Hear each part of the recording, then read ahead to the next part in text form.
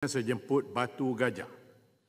Tan Sri Yang di-Pertua, terima kasih kerana memberi peluang kepada saya untuk turut serta dalam perbahasan ini, Rang Undang-Undang Tabung Pembangunan Kemahiran Pindaan 2025 yang dibentangkan hari ini untuk bacaan kali kedua merupakan satu langkah reformasi menyeluruh dalam membina ekosistem latihan kemahiran yang lebih berintegriti, tersusun dan bersedia menghadapi tuntutan ekonomi moden. RUU ini bukan sahaja memperbaiki kelemahan sedia ada tetapi meletakkan asas yang lebih kukuh kepada pembangunan modal insan negara. Tan Sri Yang di-Pertua, antara salah satu aspek terpenting dalam pindaan ini ialah usaha kerajaan menyusun semula pelbagai definisi seperti bantuan kewangan latihan kemahiran, pinjaman latihan kemahiran, penyedia latihan kemahiran dan program latihan kemahiran yang diluluskan. Penyelarasan definisi ini memberi 3 manfaat utama iaitu menghapuskan kekaburan dalam pelaksanaan bantuan dan pinjaman serta memperkukuhkan kuasa pentadbiran PTPK selain menutup ruang manipulasi oleh penyedia latihan yang tidak bertanggungjawab. Segala masalah yang selama ini menimbulkan pertikaian akhirnya dapat diselesaikan melalui pembaharuan akta ini. Selain itu, pengenalan Seksyen 25A adalah antara pindaan strategik yang sangat diperlukan. Ia membolehkan ketua eksekutif mewakilkan kuasa secara bertulis kepada pegawai tertentu mengikut syarat yang ditetapkan. Seterusnya, melalui hasilnya, kelulusan permohonan pembiayaan dapat dipercepatkan. Proses pentadbiran lebih responsif terhadap keperluan industri, accountability kekal terpelihara. Melalui akta ini, kerajaan sedang mengurangkan birokrasi dan meningkatkan keberkesanan sistem penyampaian.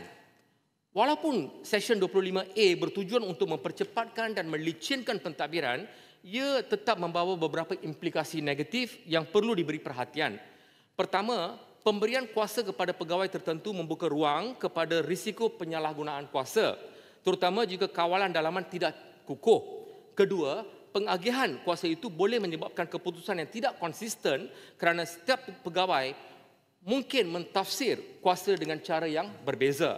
Selain itu, pelaksanaan seksyen ini berpotensi melemahkan accountability kerana sukar menentukan pihak yang benar-benar bertanggungjawab jika berlaku kesilapan atau keputusan yang merugikan. Namun, walaupun objektifnya untuk mengurangkan birokrasi, terdapat kemungkinan wujudnya birokrasi baru sekiranya pegawai menambah prosedur atau tidak cekap menguruskan kuasa yang diberikan. Secara keseluruhannya, Seksyen 25A perlu disokong dengan mekanisme pemantauan yang kukuh dan mengelakkan implikasi negatif daripada menjejaskan integriti pentadbiran. Tan Sri Yang di-Pertua, RUU ini turut memperkukuhkan mekanisme bagi meluluskan program latihan serta mengawal selia penyedia latihan. Pindaan ini memastikan bahawa hanya program latihan yang diluluskan layak mendapat pembiayaan, penyedia latihan mesti mematuhi standard yang lebih ketat, program yang tidak relevan atau tidak berkualiti boleh digantung dan dibatalkan. Ini selaras dengan aspirasi kerajaan bagi memastikan setiap program yang dibiayai memberi nilai tambah kepada pelatih dan juga kepada industri. Tambahan pula, pindahan terhadap seksyen berkaitan permohonan, syarat kelulusan dan rekod pelatih memperkukuhkan aspek ketelusan dan integriti sistem pembiayaan. Antara fokus utama kerajaan ialah memastikan pelatih mendapat maklumat yang tepat, mengelakkan penyedia latihan menyalahgunakan dana dan memastikan rekod kehadiran dan prestasi pelatih dilaporkan secara jujur. Langkah ini melindungi pelatih daripada penipuan ataupun salah maklumat dan kecuaian pihak penyedia latihan.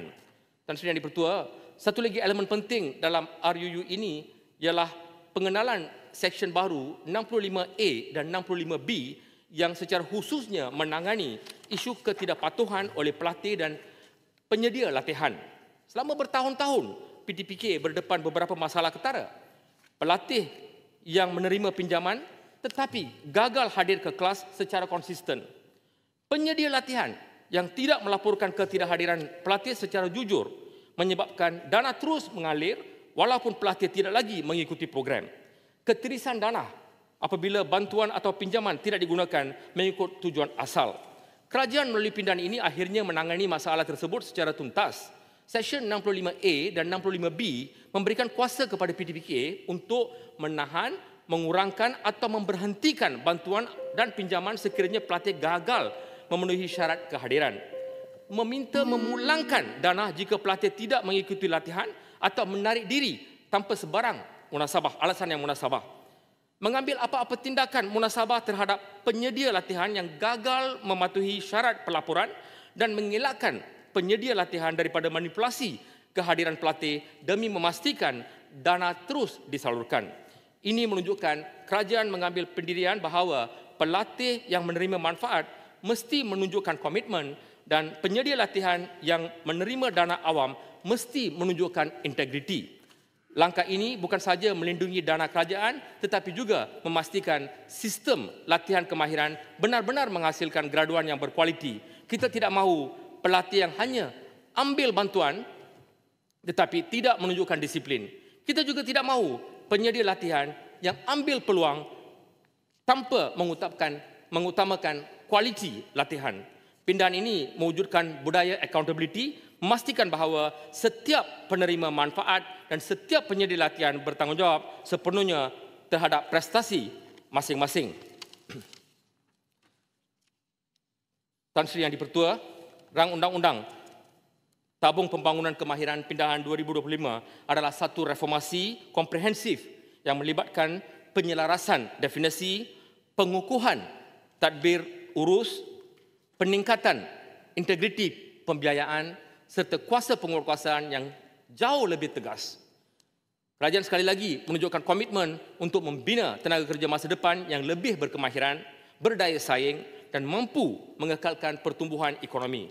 Dengan segala pertimbangan ini, Batu Gajah menyatakan sokongan penuh terhadap rang undang-undang ini. Terima kasih.